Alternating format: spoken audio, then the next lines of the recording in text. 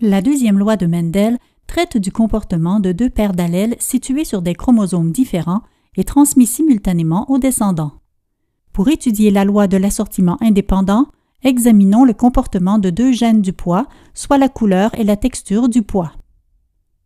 Le gène de la couleur des pois se trouve sur le chromosome numéro 1, tandis que le gène de la texture se trouve sur le chromosome numéro 2. Deux allèles différents régulent cette couleur.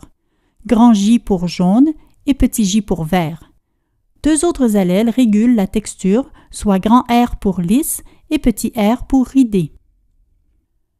Prenons une plante homozygote dominante pour les deux caractères et croisons-la avec une plante homozygote récessive pour les deux mêmes caractères.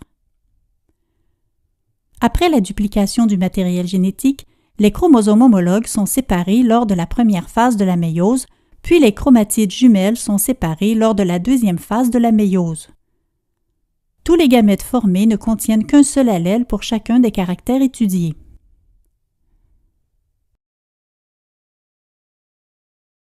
Lors de la fécondation, les gamètes s'unissent et donnent naissance à un organisme dit hybride, c'est-à-dire possédant deux allèles différents pour les deux caractères. Voyons voir maintenant ce qui se passe lorsqu'on croise deux individus dits hybrides. Pour chaque individu, il existe plusieurs appariements de chromosomes possibles. L'allèle grand J pourrait se retrouver dans le même gamète que l'allèle grand R, ou alors il pourrait se retrouver avec l'allèle petit r.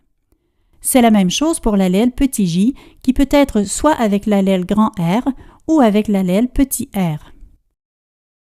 La façon dont les chromosomes homologues se placent sur la plaque équatoriale détermine leur appariement dans les gamètes.